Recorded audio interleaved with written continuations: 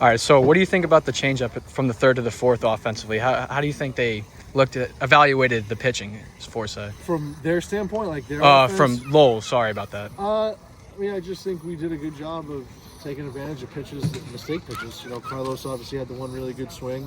You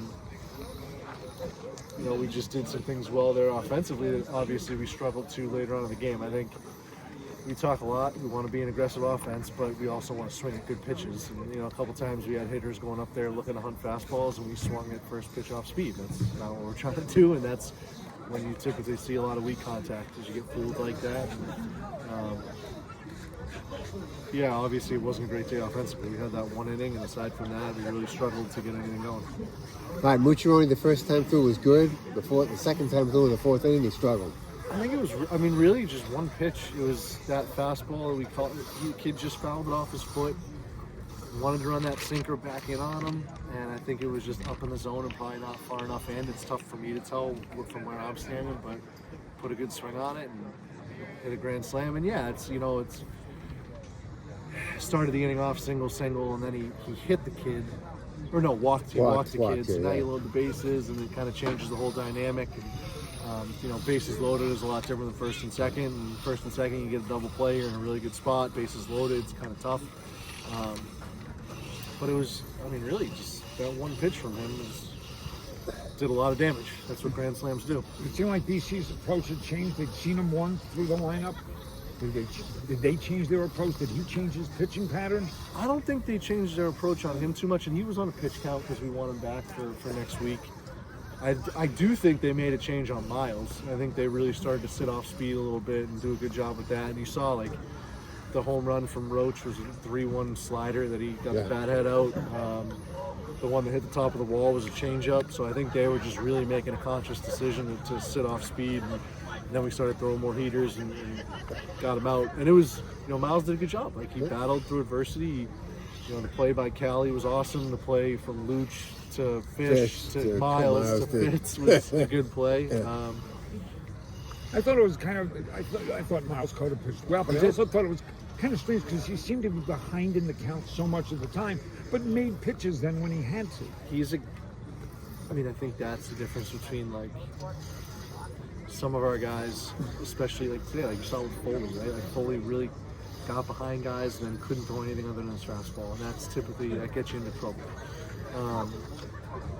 Miles gets behind guys and he can still throw his changeup, he can throw his slider, and even when you're behind, if you can throw 3 pitches for strikes, you give yourself a shot. If you don't come in multiple pitches for strikes, especially against a team in the ACC, it's going to be difficult. So a lot of left-handers today. The first left-hander, the guy you make the starting lineup for, you got first 4 batters left-handed, 9th guy in the line, 8th guy in the lineup left-handed. Got 5 lefties in there. I take it that at least your top 4 are not guys that you worry about in a lefty-lefty matchup for the most part, especially with their starter coming more over the top than the guy who came in relief. Yeah, I mean, some matchups, obviously, lefty-lefty make you a little concerned. I think our guys do a pretty good job with it. Like, I think Carlos overall, he didn't have a good day today, other than the triple, but like Carlos overall is okay against lefties. Same thing with CK, like, it doesn't really matter for him. And then they're our best hitters, you know. We're going to roll out our best hitters and not try to change too much. And again, we don't have a ton of pieces to move around. So it's like, yeah, I'd love to not have Fish in the leadoff spot and get a rating up there, but we don't really have the pieces to do it right now. So. Second time you going toward next weekend with Mucciarone. Brings up the fact next weekend could be the end of the season. Do you, as a head coach with this ball club, you've got BC tomorrow, and then you've got Rhode Island, but do you feel that you know who the guys you can go to war with next weekend? Yeah, we have a good idea. That's what, you know, we've always, I don't say always, I mean, the last couple of weeks we've had a pretty good idea of who we want to go with. And then today or tomorrow and against URI next week, that's really when we try to solidify it, but we have a pretty good idea.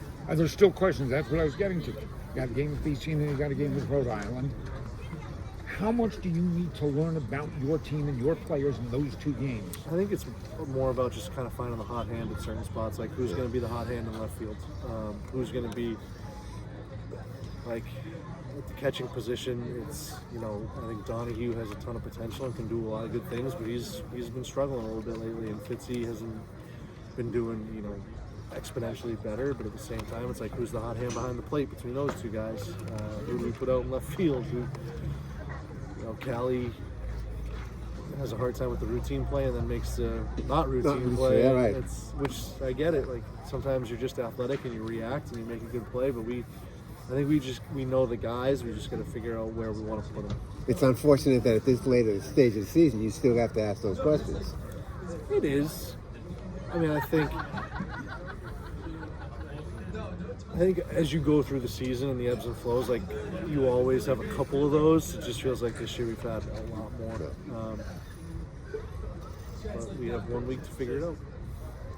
Ogden, the second time you faced him, was he better this time than he was down I at thought he was Harrington better Village? the first time at BC, Yeah. but he's really good. Yes. He's really good. Yes. He's just funky.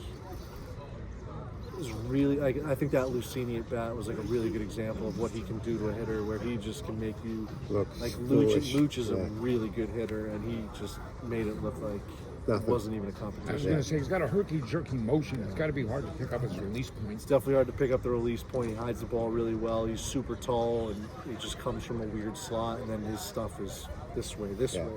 He's good.